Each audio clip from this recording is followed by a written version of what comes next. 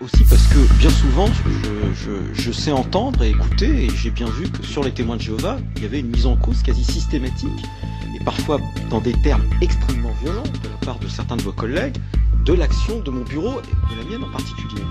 Donc, permettez-moi, pour une fois, je suis là devant vous, donc j'y réponds. La deuxième chose que je voulais dire, c'est que nous avons agi avec une très grande prudence, puisque, je vous l'ai dit, en ce qui concerne les témoins de Jéhovah, c'est plus de 10 ans de procédure. 10 ans de procédure. Et que tout ça a d'abord commencé par des refus, quasi systématiques. Et c'est le juge administratif, c'est le Conseil d'État, qui a obligé l'administration du ministère de l'Intérieur à changer sa pratique administrative.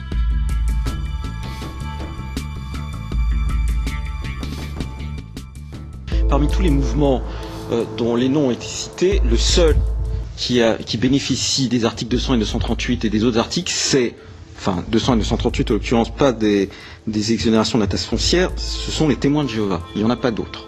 Hein, on est bien d'accord. Donc la discussion en ce qui concerne les associations cultuelles, en réalité, se limite aux témoins de Jéhovah.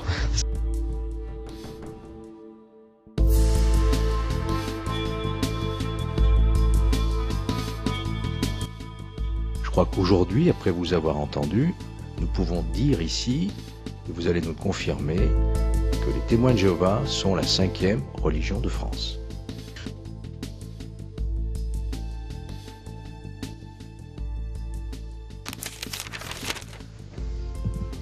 Je vous remercie, Monsieur Didier Lesky, d'avoir répondu à la convocation de notre commission d'enquête relative à l'influence sur les sectes, sur les mineurs, pardon, des mouvements à caractère sectaire.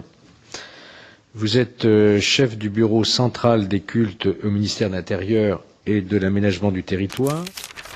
Cette même ordonnance exige des personnes auditionnées qu'elles prêtent serment de dire la vérité, toute la vérité, rien que la vérité. Je vais donc vous demander de lever la main droite et de dire « je le jure ».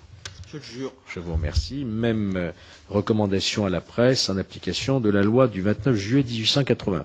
Donc la commission va procéder maintenant à votre audition, Monsieur Lesky. Je pense que vous avez un exposé préliminaire. Monsieur le Président, merci. D'abord, je vous remercie d'avoir sollicité mon audition dans le cadre de vos travaux. Cette audition permettra, je l'espère, de lever des interrogations sur la pratique administrative du Bureau central des cultes en matière de dérives sectaires. Interrogations qui se sont exprimées lors des réunions de la Mivilude, où siègent certains membres de votre commission, et de manière publique lors d'événements liés aux témoins de Jéhovah. Donc le Bureau central des cultes, face à la question des supposées sectes et à la santé physique et mentale des enfants. Je crois qu'il me semble important, pour apprécier cette question, de vous indiquer dans quel cadre normatif se situe ma pratique administrative que votre commission souhaite interroger, pratique qui intervient dans le domaine de la protection de la liberté de conscience et de son articulation avec la protection des mineurs. Comme vous le savez, la règle en matière cultuelle dans notre régime juridique est celle de la liberté du culte. Son fondement est la loi de 1905, qui affirme dans son article 1er que la République assure la liberté de conscience sous les seules restrictions édictées dans l'intérêt de l'ordre public. La deuxième grande notion de ce régime est le fait que l'activité cultuelle est publique. C'est la notion de libre exercice, du libre exercice public du culte, c'est-à-dire le fait que si la loi de 1905 a privatisé le fonctionnement des cultes en mettant fin au système des cultes reconnus, elle a aussi précisé que les fidèles ont le droit de pratiquer leur culte de manière publique et non dans la seule sphère privée, comme le précisent notamment les titres 3 et 5 de la loi de 1905. C'est ainsi que pour bénéficier des avantages fiscaux, les bâtiments cultuels doivent être des lieux de culte ouverts au public. Cette liberté de croyance s'articule avec le droit des parents de choisir ce qu'ils souhaitent transmettre à leurs enfants, car notre cadre juridique comprend aussi le droit pour les parents d'éduquer les enfants dans les valeurs de leur choix, dès lors qu'elles ne portent pas atteinte à l'intégrité physique et morale des enfants. C'est ce que rappelle l'article 371.1 du Code civil. L'autorité parentale appartient au père et mère jusqu'à la majorité ou l'émancipation de l'enfant pour le protéger dans sa sécurité, sa santé et sa moralité, pour assurer son éducation et permettre son développement dans le respect dû à sa personne. Il faut y ajouter la Convention européenne des droits de l'homme qui indique que l'État respectera le droit des parents d'assurer cette éducation et cet enseignement conformément à leurs convictions religieuses ou philosophiques. protection de l'ordre public et le respect de l'article 1er de la Constitution, en vertu duquel la République respecte toutes les croyances. Les témoins de Jéhovah et la non-assistance à enfants en danger, la question des transfusions. C'est autour de l'appréciation du trouble à l'ordre public que constitue le refus de transfusion sanguine que se focalise désormais l'accusation de dérive sectaire à l'encontre des témoins de Jéhovah. En effet, le refus de voter ne saurait constituer un trouble à l'ordre public dans un pays où le vote n'est pas obligatoire. De même, la question du refus du service national ne se pose plus depuis sa suppression. Enfin, le prosélytisme, c'est-à-dire le fait de militer pour faire connaître et défendre ses opinions dans la rue ou en faisant du porte-à-porte, n'est pas en soi condamnable. C'est en janvier 1993 que le Conseil d'État a jugé que les salles du royaume des témoins de Jéhovah étaient des lieux de culte et qu'à ce titre, elles devaient être exonérées de la taxe foncière. Et le libre exercice du culte suppose naturellement la liberté d'ouvrir des lieux de culte. C'est l'objet de la circulaire du Bureau central des cultes du 14 février 2005 qui demandait au préfet de rappeler ce droit fondamental aux maires compte tenu des pratiques abusives du droit de préemption et de refus de permis de construire qui tendaient à se multiplier.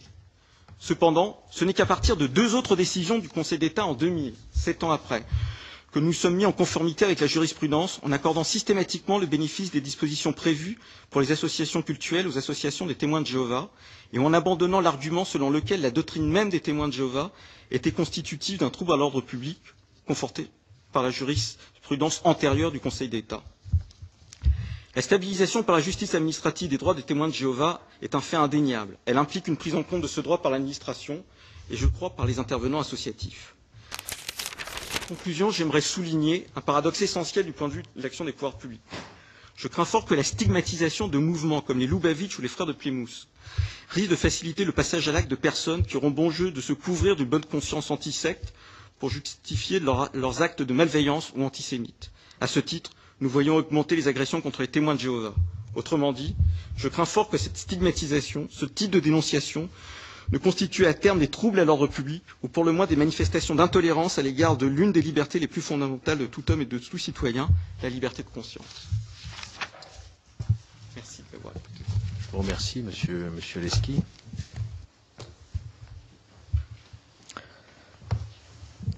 Aujourd'hui, monsieur Leski, 17 octobre 2006, je crois que c'est la première fois, en ce qui me concerne, que j'entends un discours public, qui plus est, jusqu'à le mérite effectivement de la clarté, une labellisation, une reconnaissance officielle de la religion des témoins de Jéhovah. Je crois qu'aujourd'hui, après vous avoir entendu, nous pouvons dire ici, et vous allez nous le confirmer, que les témoins de Jéhovah sont la 5e religion de France. Vous avez, laissez-moi terminer s'il vous plaît, vous avez, et j'ai besoin d'explications pour qu'on aille jusqu'au bout de cette information qui me paraît aujourd'hui véritablement entre guillemets historique, puisque c'est la naissance des témoins de Jéhovah en tant que religion à part entière, vous n'avez pas passé en revue tout ce qui pouvait constituer un trouble à l'ordre public et qui ne le constitue plus au regard du ministère de l'Intérieur et qui donc peut donner parfaitement le statut d'association cultuelle. Vous avez énuméré le refus de vote en disant que le refus de vote n'est pas un trouble à l'ordre public puisque le droit de vote n'est pas obligatoire, le vote n'est pas obligatoire. Vous avez évoqué le service national dont la question ne se pose plus.